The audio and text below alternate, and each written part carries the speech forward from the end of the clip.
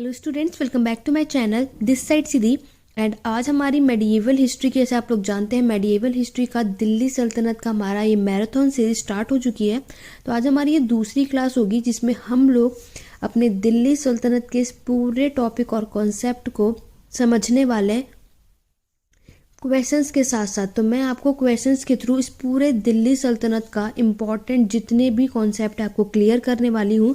तो अगर आप किसी भी competitive teaching exam, UGC net यानी कि यहाँ तक कि यूपीएससी की भी तैयारी कर रहे हैं, तो ये वीडियो आप सबके लिए बहुत ही ज़्यादा हेल्पफुल होने वाली है, क्योंकि मैं आप सबको यहाँ पे क्वेश्चंस के थ्रू यहाँ पे आपके इस कॉन्सेप्ट को क्लियर करने वाली हूँ।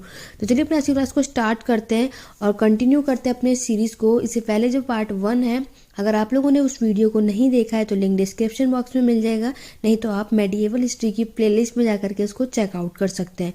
तो चलिए स्टार्ट करते हैं अपने आज की क्लास को और देखते हैं दिल्ली सल्तनत के कुछ और इम्पॉर्टेंट क्वेश्चंस को।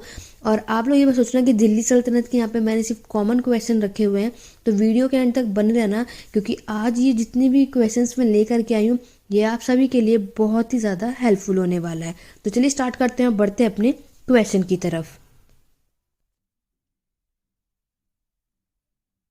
तो स्टूडेंट, ये रहा आज का आपका पहला क्वेश्चन है। आप लोगों को क्या करना है, जब तक मैं यहाँ पे क्वेश्चन पढ़ूंगी तो आप लोगों को इसका क्वेश्चंस के आंसर मुझे कमेंट करके ज़रूर बताना है। तो ये रहा आज का आपका पहला क्वेश्चन है।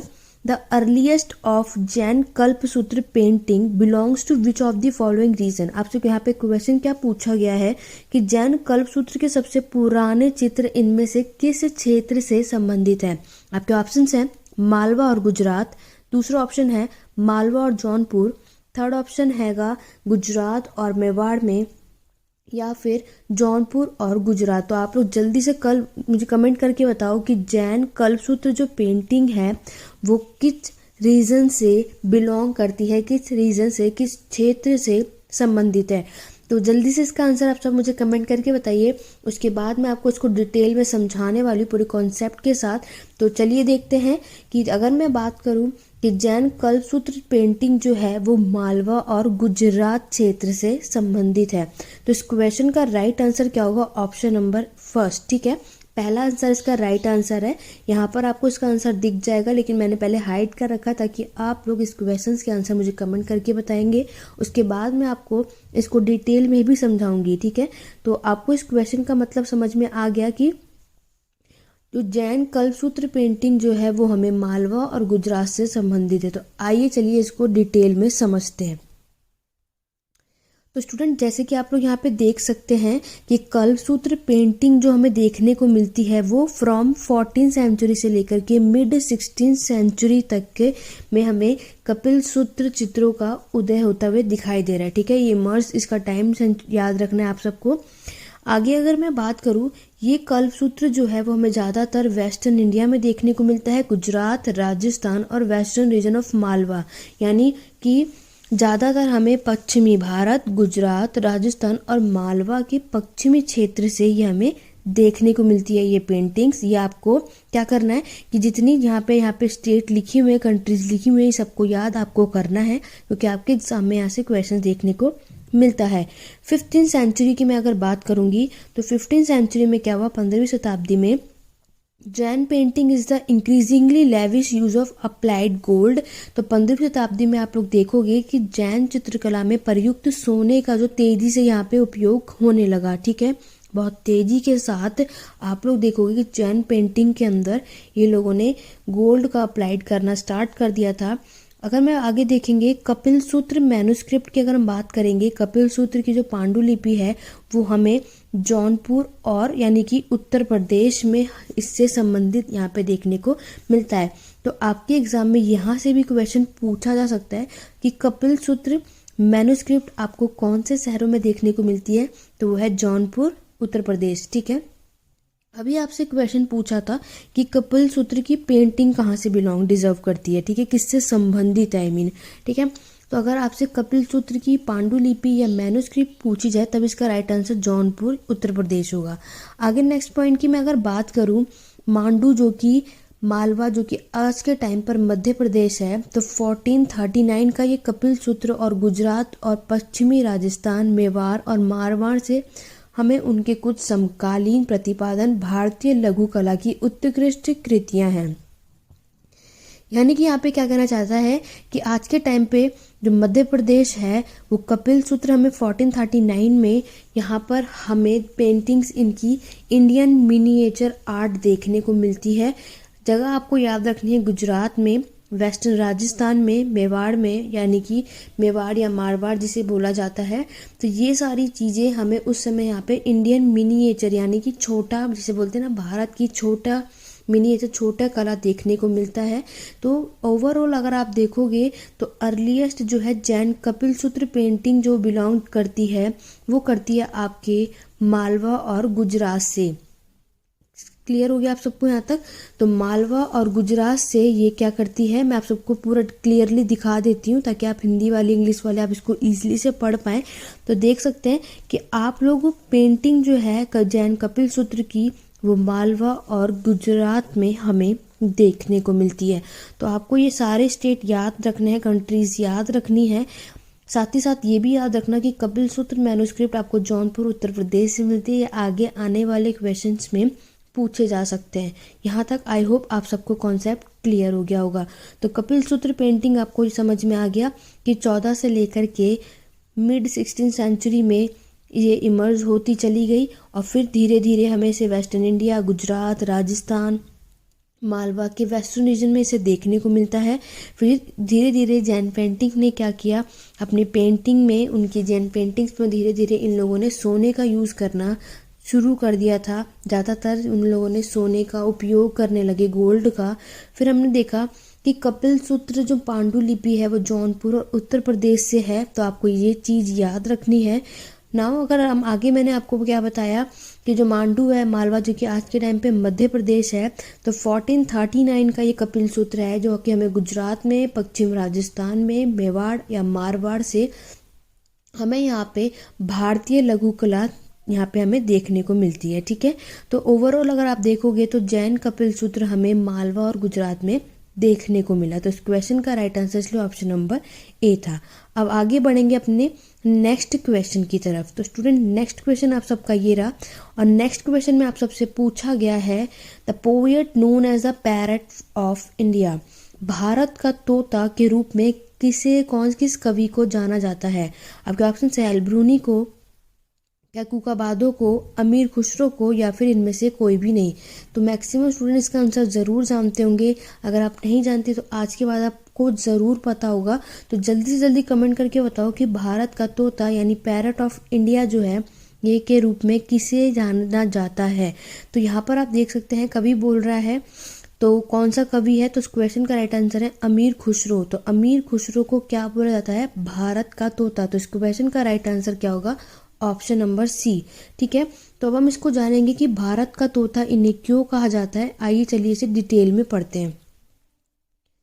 तो जैसे कि आप सब देख सकते हैं अमीर खुसरो, जिनका मूल नाम अमीर खुसरो दहलवी था। ठीक है, अमीर खुसरो का नाम याद रखना। उनका ओरिजिनल नेम क्या था? अमीर खुसरो दहलवी एक बेहद लोकप्रिय भारतीय सूफी गायक और कवि थे। ठीक है, ये क्या थे? ये बहुत ही ज़्यादा पॉपुलर इंडियन सूफी सिंगर थे और साथ ही साथ वो एक पोएट भी थे। उनका जन्म स्टूडेंट कहाँ हुआ था? पटियाला में हुआ था। और जैसे जैसे वो बड़े होने लगे उन्हें क्या बोले जाने लगा? भारत का तोता यानी कि पैरट ऑफ इंडिया लोग उन्हें बुलाने लगे। फिर उन्होंने क्या करा? उर्दू साहित्य के पिता, ठीक है, और भारत की आवासीय उपाधि भी अर्जित की थी। ये 2 पॉइंट और एक्स्ट्रा याद रखना है कि फादर ऑफ उर्दू लिटरेचर और वॉइस ऑफ इंडिया की उपाधि भी उन्हें मिली। जब वे एक सूफी गायक थे तो उन्होंने विभिन्न भाषाओं में कविताएं भी लिखी थी। मैंने अभी आपको क्या बताया कि वो एक इंडियन सूफी सिंगर थे और साथ ही साथ वो पोएट है। ठीक है, तो इसीलिए उन्हें वॉइस ऑफ इंडिया भी बोला गया और फादर ऑफ उर्दू लिटरेचर भी उन्हें उपाधि दी गई थी। ठीक है, क्योंकि वो क्या करते थे? अलग अलग भाषाओं में कविताएं लिखते थे। नेक्स्ट पॉइंट देखोगे, उनमें से सबसे लोकप्रिय जो थी वो फारसी और हिंदवी भाषा थी। ठीक है, पर्शियन और हिंदवी लैंग्वेज जो है वो सबसे ज़्यादा पॉपुलर रही सारी लैंग्वेज के कंपैरिजन में देखोगे अगर तो। वह भारत में दिल्ली के निज़ामुद्दीन औलिया के आध्यात्मिक और रहस्यवादी शिष्य थे। एग्जाम में ये क्वेश्चन पूछा जाता है कि अमीर खुसरो जो है वो किसके डिसाइपल थे, किसके शिष्य थे, तो वो निज़ामुद्दीन औलिया के थे। ये आपको बात याद रखनी है। तो आमिर ने क्या ही किया था कि भारतीय उपमहाद्वीप में गायन की गजल शैली, ठीक है, इन्होंने क्या इंट्रोड्यूस करा, गजल शैली की शुरुआत की थी। ये क्वेश्चन भी एग्जाम में पूछा जाता है। अमीर खुसरो से रिलेटेड यहाँ पे बहुत से पॉइंट हैं कि उन्होंने गजल स्टाइल इंट्रोड्यूस करवाया था, ठीक है। और उनकी अगर आप देखोगे तो पर्शियन और हिंदी लैंग्वेज सबसे ज़्यादा पॉपुलर रही। और वो एक पोएट थे और साथ ही साथ एक इंडियन सूफी सिंगर भी थे। और उन्हें फादर ऑफ उर्दू लिटरेचर और वॉइस ऑफ इंडिया की उपाधि भी, टाइटल भी उन्होंने अर्न की थी। और वो किसके डिसाइपल थे, निज़ामुद्दीन औलिया के, जो कि दिल्ली के भारत में, तो ये आपको ये सारे पॉइंट याद रखने हैं। भारत में दिल्ली के निज़ामुद्दीन औलिया के आध्यात्मिक और रहस्यवादी शिष्य हैं। तो स्टूडेंट जितनी चीज़ें मैंने यहाँ पे हाईलाइट कर रखी हैं तो वो ये इसीलिए किए क्योंकि यही चीज़ें आपके एग्जाम में आपको देखने को मिलेंगी। तो इतने पॉइंट आपको याद रखने हैं, एग्जाम में आपको क्वेश्चंस यहीं देखने को मिलेंगे। मेरी पूरी कोशिश है स्टूडेंट कि मैं आप सबको क्वेश्चंस के थ्रू यहाँ पे कॉन्सेप्ट भी क्लियर करती रहूँ, क्योंकि आपको जो एग्जाम में क्वेश्चन पूछेंगे यहीं से पूछे जाएंगे, ठीक है। तो ये सब कुछ आप लोग अच्छे से नोट्स बना लेना। तो चलिए बढ़ते हैं अपने नेक्स्ट क्वेश्चन की तरफ। ये सारे क्वेश्चन आप सभी के लिए बहुत ही ज़्यादा हेल्पफुल है, ठीक है। वीडियो के एंड तक आप सभी को बने रहना है, बहुत इंपॉर्टेंट क्वेश्चन है। अब कुछ एक मैच इस तरीके का क्वेश्चन भी आपके एग्जाम में देखने को मिलता है कि आपके पास यहाँ 4 ऑप्शन है और इसमें से एक ऑप्शन गलत है स्टूडेंट। तो वो आपको बताना है कि इसमें से कौन सा ऑप्शन है जो कि गलत है। आपके ऑप्शंस में दे रखा है फरुखुद्दीन कुतुबुद्दीन ऐबक, ठीक है, हसन उन निज़ामी इल्तुतमिश, चंगेज़ खान जलाउद्दीन खिलजी या बैटल ऑफ तराइनुती यल्डोज। तो आपके पास यहाँ 4 ऑप्शन है और आपको कमेंट करके बताना है कि इसमें से कौन सा एक मैच जो है वो गलत है। तो यहाँ अगर हम लोग बात करेंगे कि फरुखुद्दीन जो है वो कुतुबुद्दीन ऐबक से रिलेटेड है, चंगेज़ खान जलालुद्दीन खिलजी से, और बैटल ऑफ तराइन जो आपको पता है यल्डोज के बीच में साथ में हुई थी। लेकिन आप जो अगर दूसरा ऑप्शन देखोगे कि हसन उन निज़ामी जो है वो इल्तुतमिश से संबंधित नहीं है, वो किससे संबंधित है स्टूडेंट, कुतुबुद्दीन ऐबक से, ठीक है। तो आपका इस क्वेश्चन का राइट आंसर क्या होगा, ऑप्शन नंबर 2, ठीक है, क्योंकि आपसे इस क्वेश्चन में क्या पूछा गया है कि कौन सा जो मिलान है, जो मैच है वो गलत है। तो अगर हम इसको समझेंगे, आगे समझते हैं इसको डिटेल में, तो आप यहाँ देख सकते हो कि Qutbuddin Aibak was a great patron of learning and patronize writer like Hasan Nizami and Fakhruddin.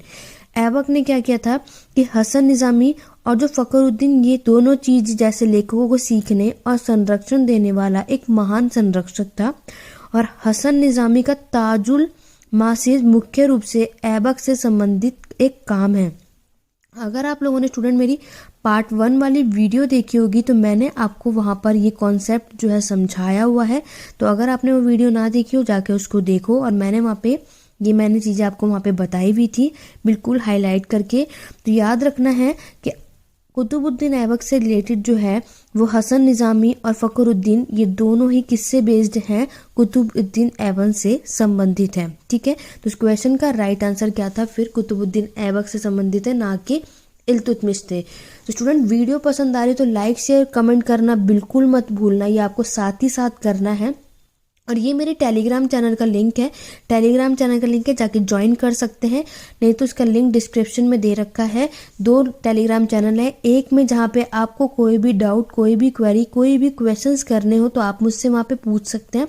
ये वाला जो मैंने यहाँ पे लिखा हुआ है, तो ये वाला यहाँ पर मैं आपको जब भी चैनल पे वीडियो आती है उसका लिंक शेयर करती हूँ। यहाँ पे हम कुछ क्वेश्चंस भी आपको देखने को मिलेंगे और साथ ही कुछ इंपॉर्टेंट फैक्ट्स, इंपॉर्टेंट टॉपिक्स होते हैं, मैं वहाँ पे हिस्ट्री से रिलेटेड वहाँ पे शेयर करती रहती हूँ। तो उसके लिए आपको दोनों टेलीग्राम चैनल पे ज्वाइन करना है। तो ये मैंने इसलिए यहाँ पे लिखा है कि बहुत स्टूडेंट का लिंक ओपन नहीं होता है, मैम बोलते हैं कि मैम लिंक से ओपन नहीं हो रहा है। तो आप लोग ये सर्च कर सकते हैं, नहीं तो हिस्ट्री एडू पॉइंट से अगर आप लोग डालेंगे टेलीग्राम चैनल पे तो हिस्ट्री एडू पॉइंट जो कि हमारे चैनल का नेम है, तो उससे भी आपको टेलीग्राम चैनल मेरा मिल जाएगा। तो आपको क्या करना है, ये टेलीग्राम चैनल ज्वाइन करना है, बहुत ही आपके लिए हेल्पफुल यूजफुल है। बहुत सी PDF आपको यहाँ पे देखने को भी मिलेगी, ठीक है। वीडियो पसंद आए स्टूडेंट लाइक शेयर ज़्यादा से ज़्यादा करो। लाइक शेयर आप सबके बहुत कम होते हैं, ठीक है। मैं आप सबके लिए इतनी मेहनत कर रही हूँ, पूरी कोशिश करती हूँ कि अपना बेस्ट दूँ, तो आपको भी मेरे साथ बने रहना है। मुझे मोटिवेट करने के लिए लाइक शेयर करना है, अपने फ्रेंड्स के साथ शेयर करो और चैनल सब्सक्राइब करो, ठीक है। तो चलिए आगे बढ़ते हैं। वीडियो के एंड तक आप सबको बने रहना है क्योंकि ये क्वेश्चंस बहुत ही ज़्यादा हेल्पफुल हैं।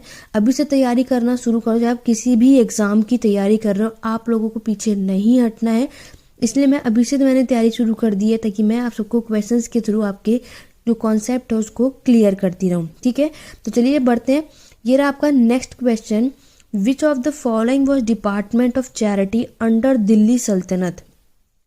आपसे पूछा गया है इनमें से कौन सा दिल्ली सल्तनत के अधीन धर्म आर्थ विभाग है। बहुत ही इंपॉर्टेंट क्वेश्चन है, यहाँ से आज आप बहुत कुछ सीखने वाले हो, ठीक है। क्योंकि आप लोग जानते हो दिल्ली सल्तनत के एडमिनिस्ट्रेशन या उनके डिपार्टमेंट से बहुत से क्वेश्चंस आपको एग्जाम में देखने को मिलेगा, चाहे आप किसी भी लेवल की तैयारी कर रहे हो, ठीक है। तो यहाँ मैं आज आपको बहुत से चीज़ें आगे मैं समझाने वाली हूँ कि कौन सा किससे यहाँ पे बिलोंग करता है, तो वो सब कुछ हम करेंगे, लेकिन उसके लिए आपको वीडियो के एंड तक बने रहना है। तो आपके ऑप्शंस क्या दे रखे हैं, बारिद मुमालिक, मजिलम ए आम, दाहिर मुमालिक या फिर दीवान खैरात। तो जल्दी से कमेंट करके बताओ इसमें से कौन सा दिल्ली सल्तनत के अधीन धर्म आर्थ विभाग है, कौन सा डिपार्टमेंट है। आप लोग जानते हैं कि दिल्ली सल्तनत में हम उनके एडमिनिस्ट्रेशन, उनके प्रशासन के बारे में पढ़ते हैं, जिसमें क्या हुआ है कि हर एक चीज़ को हर एक डिपार्टमेंट के लिए बांट रखा है, सबको अलग अलग चीज़ों में बांट रखा है, ठीक है। तो यहाँ पे आपको डिपार्टमेंट ऑफ चैरिटी का हिस्सा जो है वो दिल्ली सल्तनत के अंडर में किसके अंदर था, तो उसको बोला गया था दीवान खैरियत। तो इस क्वेश्चन का राइट आंसर क्या होगा आप सबका, ऑप्शन नंबर 4 दीवान खैरात है। तो दिल्ली सल्तनत के अधीन धर्मार्थ विभाग था जो ये हैंडल करता था। तो आइए हम बाकी तीनों ऑप्शन भी देख लेते हैं कि इन्हें ये कौन कौन से डिपार्टमेंट को हैंडल करते थे, और इसके अलावा भी और कौन कौन से डिपार्टमेंट है जो आपको याद रखना है अपने एग्जाम पॉइंट ऑफ व्यू से, ठीक है। तो चलिए स्टार्ट करते हैं। तो जैसे कि आप लोग यहाँ देख सकते हैं, मैंने अभी आपको क्या बताया कि दीवान खैरियत जो है वो क्या करता है, दिल्ली सल्तनत के प्रशासन के तहत दीवान खैरियत दान विभाग है, डिपार्टमेंट ऑफ चैरिटी संभालता है। तो एग्जाम में पूछेगा कि डिपार्टमेंट ऑफ चैरिटी दान विभाग दिल्ली सल्तनत का जो है वो किसके तहत था, दीवान खैरात। अब हम आगे बढ़ते हैं। आप लोग स्टूडेंट जो यहाँ पे मैं इसको थोड़ा सा बड़ा कर देती हूँ ताकि आप सबको ईजिली से दिखाई दे। तो स्टूडेंट अगर आप सबको यहाँ पे 3 हाईलाइट दिखा जो कि आपके ऑप्शंस में था। पहला ऑप्शन में आपको ये समझा दूँ, जो ऑप्शंस में थे पहले मैं वो कॉन्सेप्ट क्लियर करती हूँ। पहला ऑप्शन था आपका बरीद मुमालिक। तो बारिद मुमालिक जो है वो राज्य प्रमुख नई एजेंसी, यानी कि head of state new agency, ये क्या कौन सा डिपार्टमेंट होता है, बारिद मुमालिक।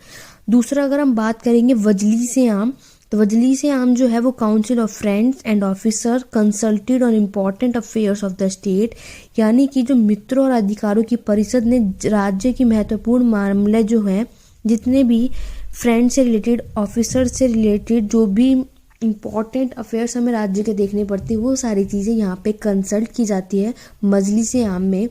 और नेक्स्ट में अगर बात करूँगी दाहिर मुमालिक, तो दाहिर मुमालिक जो होता है वो royal head of royal correspondent, यानी कि शाही पत्रकार के अंडर में आता है, ठीक है। ये 3 तो आपके जो ऑप्शंस में थे, उसके अलावा मैं आपको 4 एक्स्ट्रा बता रही हूँ। अजीज मुमालिक जो है वो हेड होता है मिलिट्री डिपार्टमेंट का, बहुत इंपॉर्टेंट एग्जाम में पूछा भी जा चुका है क्वेश्चन कि अजीज मुमालिक जो है ये सैन्य विभाग के प्रमुख में आता है।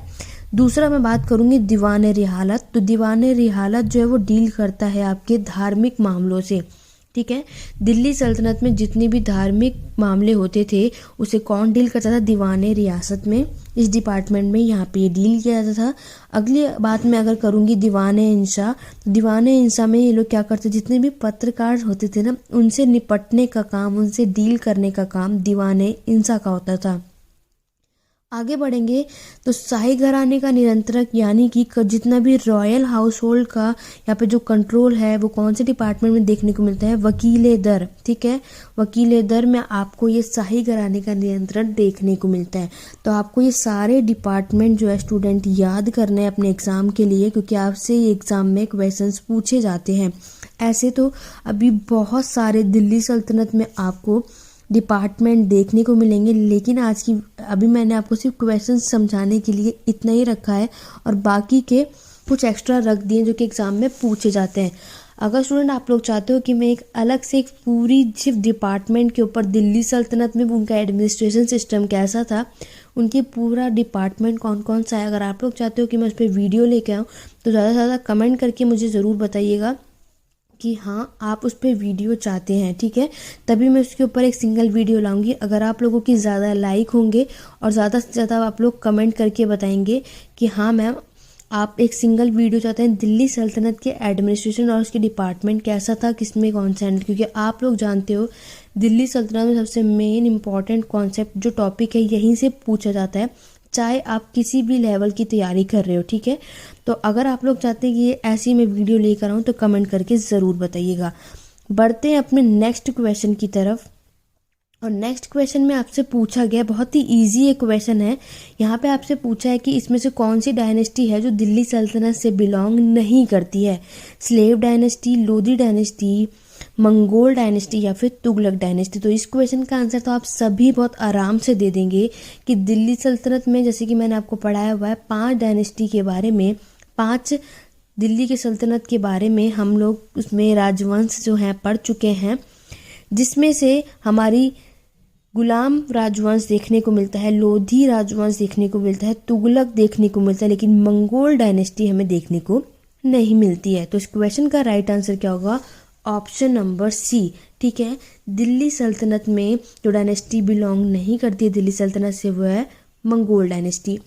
तो मैं आपको इसको पूरे अच्छी तरीके से दिखा देती हूँ और इसके अलावा कुछ डिफरेंट फैक्ट्स बता देती हूँ।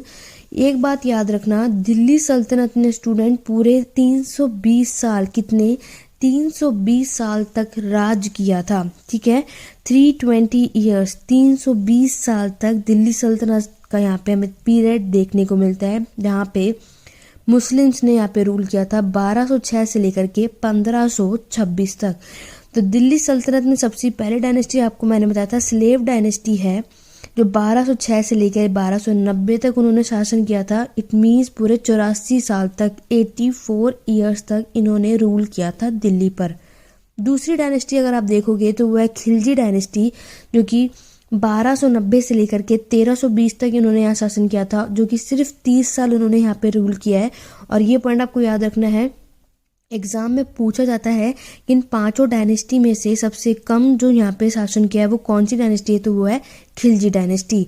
तीसरी डायनेस्टी की अगर हम बात करेंगे तो वो आपकी तुगलक डायनेस्टी, जिसने सबसे ज़्यादा लंबे समय तक शासन किया था, 1320 से लेकर के 1414 तक, यानी कि 94 ईयर तक तुगलक डायनेस्टी ने शासन किया था।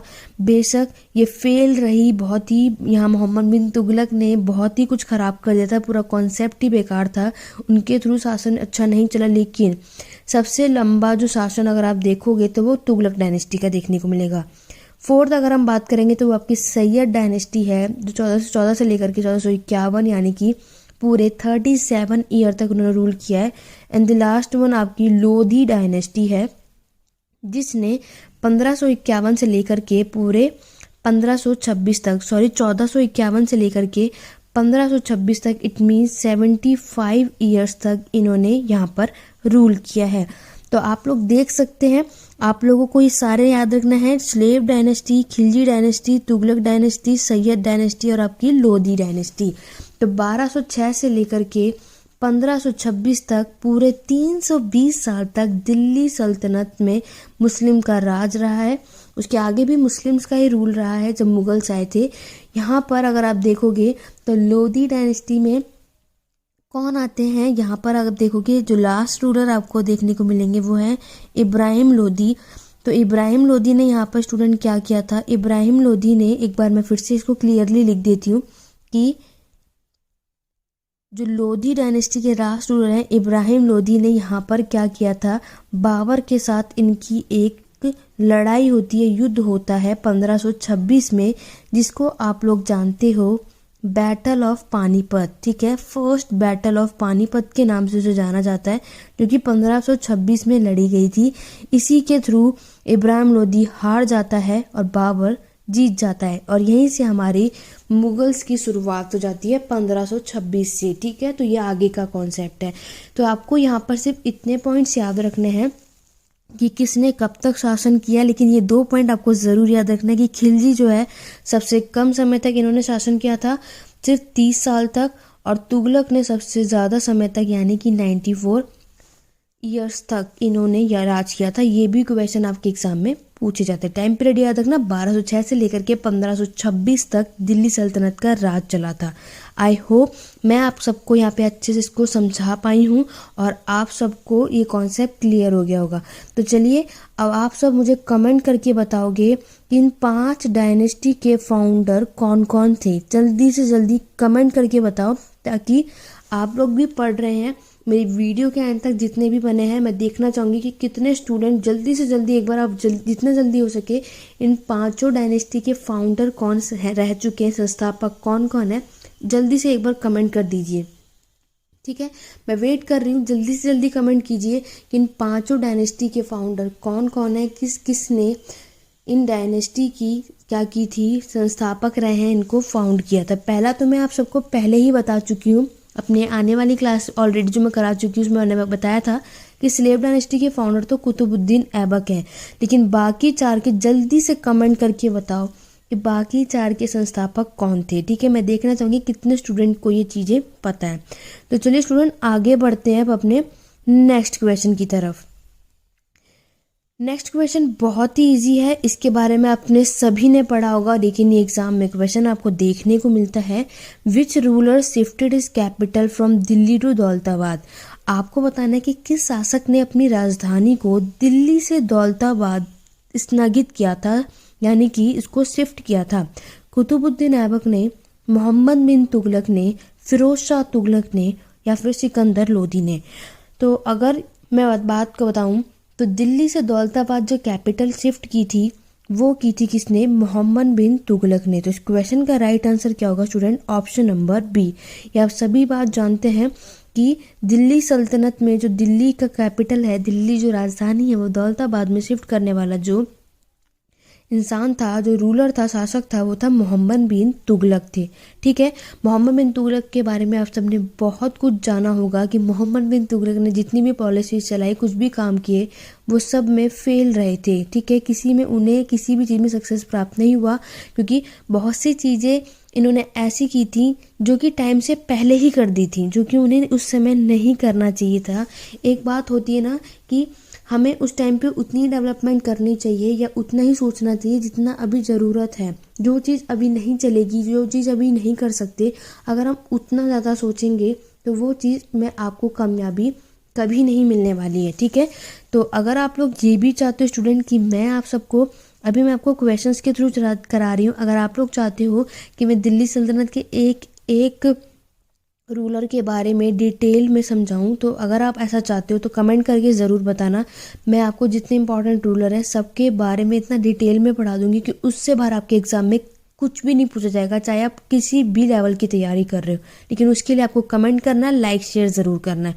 तो चलिए इसको समझते हैं, बहुत ही ध्यान से समझना जितनी भी चीज़ें मैं आपको यहाँ पे बताऊँ।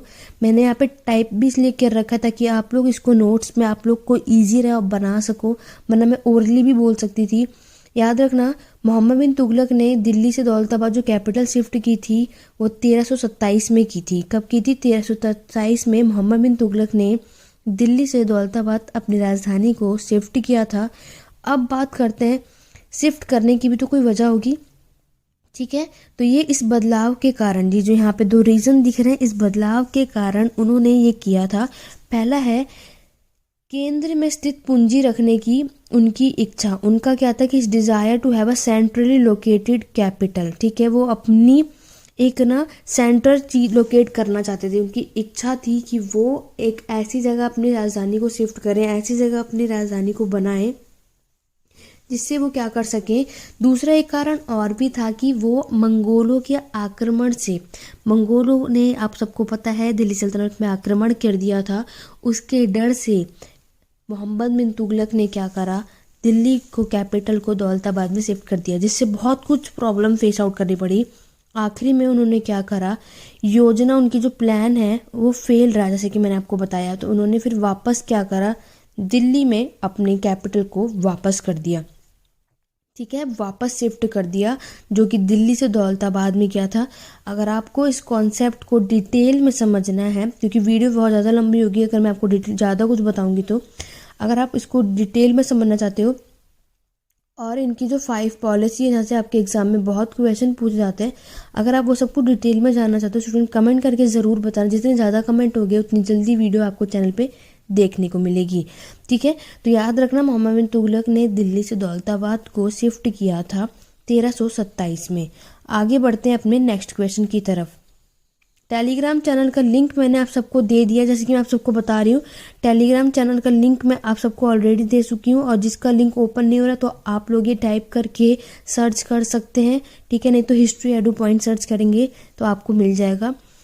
नाउ नेक्स्ट क्वेश्चन आपसे पूछा गया, the irrigation tax was charge on the farmers for the first time by which among the following sultan. आपसे यहाँ क्वेश्चन पूछा है कि इनमें से किस सुल्तान ने पहली बार किसानों पर सिंचाई कर लगाया था।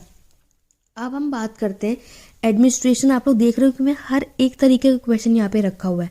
आपने उनका प्रशासन देख लिया, डिपार्टमेंट देख लिया, ठीक है। अब आप यहाँ देख सकते हैं, टैक्सेस भी तो दिल्ली सल्तनत में चले थे, ठीक है। टैक्सेस भी आपको, टैक्स के बारे में भी, कर के बारे में भी आपको पता होना चाहिए।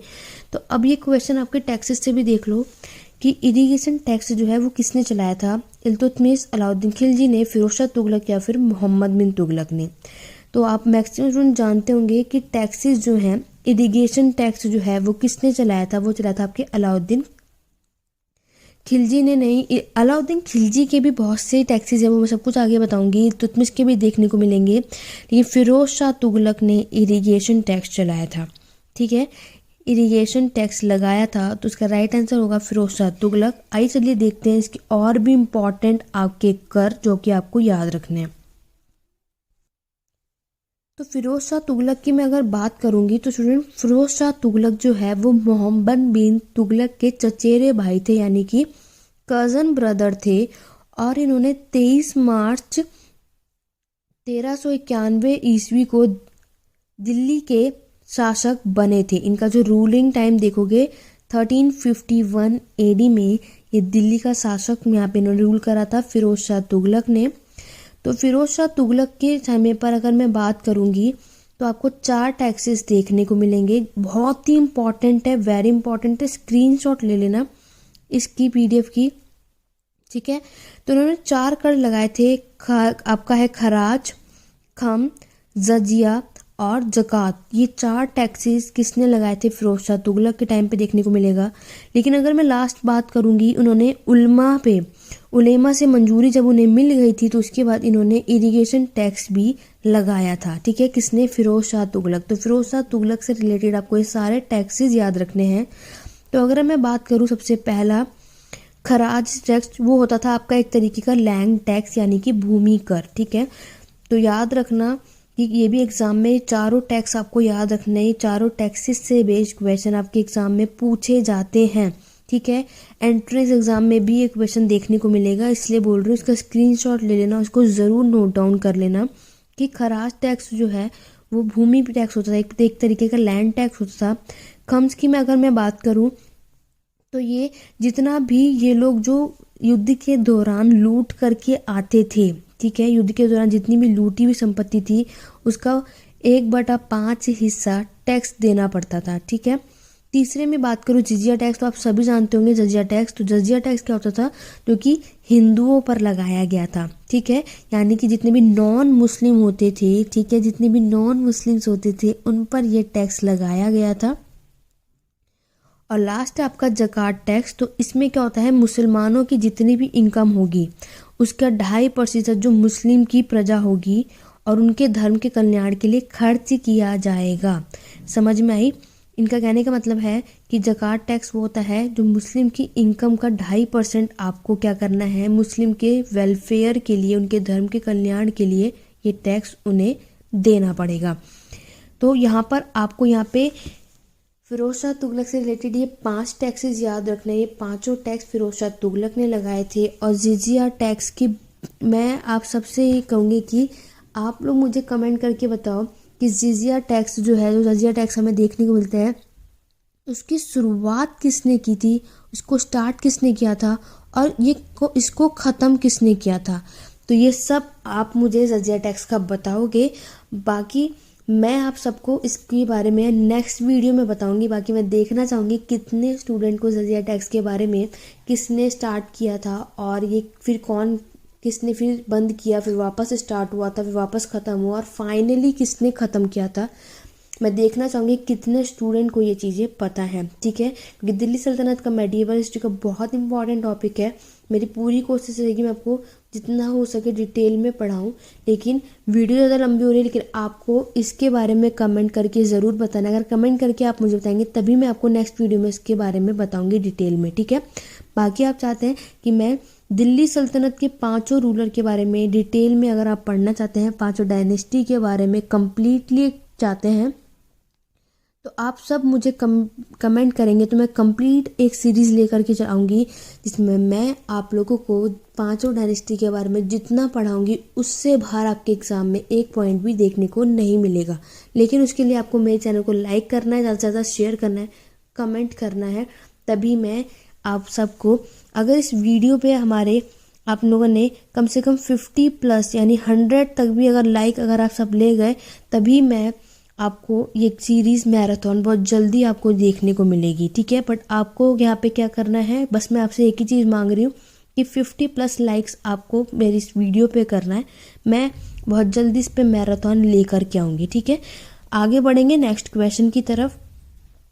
तो स्टूडेंट, जैसे कि आप लोग जानते हैं कि ये क्वेश्चन देख लो, मुस्लिम प्रिस्ट और the religious reader is known as. आपको बताना है मुस्लिम पुजारी या धार्मिक नेता किस रूप में जाना जाता था, काजी, मुकद्दम, जमींदार या उलेमा। तो आप सबको पता है कि जैसे कि मैं आपको क्वेश्चंस कराती हूँ तो लास्ट क्वेश्चन जो होता है मैं आप सबको वो होमवर्क में देती हूँ, ठीक है। तो स्टूडेंट, ये क्वेश्चन आप सबका होमवर्क का क्वेश्चन है और इसका आंसर आप सब मुझे कमेंट बॉक्स में बताएंगे कि इसका राइट आंसर क्या होगा, और मैं देखना चाहूँगी कि कितने स्टूडेंट को इसका राइट आंसर पता है। आशा करती हूँ कि मैक्सिमम स्टूडेंट मुझे इसका आंसर कमेंट करके ज़रूर बताएंगे। और थैंक यू सो मच कि बहुत जितने भी स्टूडेंट मेरी वीडियो के एंड तक बने रहे। तो टेलीग्राम चैनल का लिंक आपको मैंने डिस्क्रिप्शन बॉक्स में दे रखा है स्टूडेंट, उसको जाके ज्वाइन कर लो जल्दी से जल्दी, बहुत ही ज़्यादा हेल्पफुल होगा आप सबके लिए टेलीग्राम चैनल। और ये नोट्स आप लोग बना लेना। बाकी की जो क्वेश्चन है स्टूडेंट हम पार्ट 3 में कवर अप करेंगे। और अगर आप लोगों के लाइक शेयर ज़्यादा हुए, कमेंट ज़्यादा हुए, तो मैं जल्दी दिल्ली सल्तनत डायनेस्टी के ऊपर सिंगल वीडियो लेकर के आऊँगी।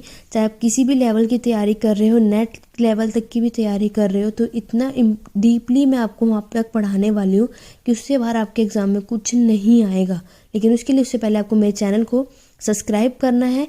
वीडियो पसंद आए तो लाइक करो, ज़्यादा से ज़्यादा शेयर करो, कमेंट करके बताओ कि आज के जितने भी मैंने क्वेश्चंस कराए हैं कितने क्वेश्चंस में आप लोगों को कितने क्वेश्चंस पता थे और आज की वीडियो कितनी यूज़फुल रही, सब कुछ मुझे कमेंट करके ज़रूर बताना। आशा करती हूँ आप सबको मेरी वीडियो पसंद आई होगी, ये क्वेश्चंस आप सबके लिए हेल्पफुल रहेंगे। आज की वीडियो कैसी लगी कमेंट करके ज़रूर बताना। और आपको मेरे चैनल पे वीडियो स्टूडेंट जो है अब 9:30 बजे मिला करेगी।